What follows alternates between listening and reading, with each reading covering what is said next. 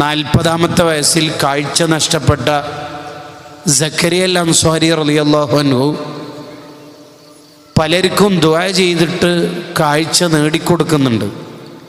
ശിഷ്യന്മാർ ചോദിച്ചു, ഉസ്താദിൻ്റെ കാഴ്ച പോയിട്ട് ഉസ്താദ് എന്താ ദുആ ചെയ്യാത്തത്?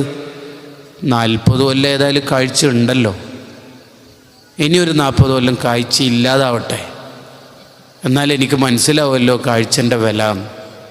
80-ാമത്തെ വയസ്സിൽ ശിഷ്യന്മാർ ഓർമ്മിപ്പിച്ചു കൊടുത്തിട്ടാണ് മഹാനവറുകൾ ദ്വാരന്ന് വാങ്ങുന്നതെന്ന് ചരിത്രത്തിൽ കാണാം.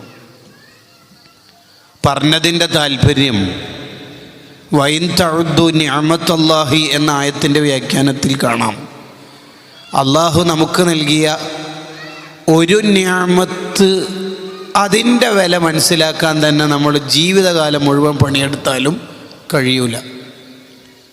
അതിനൊറ്റ ഒരു ഉദാഹരണം പറഞ്ഞ് വിഷയത്തിൻ്റെ കാതലായ കാര്യങ്ങളിലേക്ക് കടക്കാം.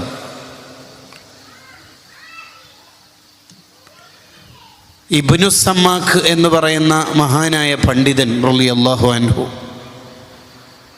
ഹാറൂൺ റഷീദിൻ്റെ കൊട്ടാരത്തിലേക്ക് കയറി വരുന്ന ഒരു സന്ദർഭം ഹാഫിള് ഇബ്നുൽ ജൗസി റഹിമഹുല്ലാഹ് വിശദീകരിക്കുന്നുണ്ട്.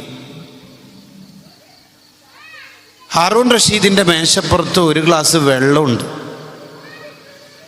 ഹാറൂൺ റഷീദിനോട് ഇബ്നു സമ്മാഖ് തങ്ങൾ ചോദിച്ചു, ഈ ഒരു ഗ്ലാസ് വെള്ളത്തിൻ്റെ വില നിങ്ങൾക്കറിയുമോ എന്ന് ചോദിച്ചു.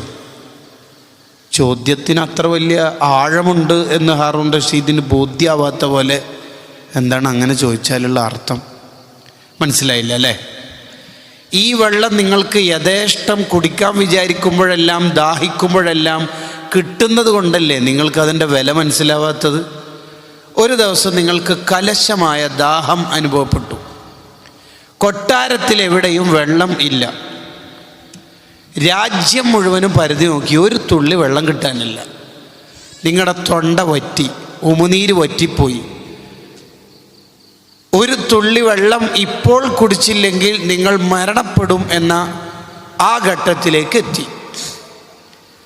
എവിടൊന്നും വെള്ളം കിട്ടാനില്ല. മരണം ഉറപ്പിച്ചുകൊണ്ട് ഏതായാലും മരിക്കുമല്ലോ എന്നുള്ള ഉറപ്പിൽ ഇങ്ങനെ കിടക്കുമ്പോൾ നിങ്ങൾക്ക്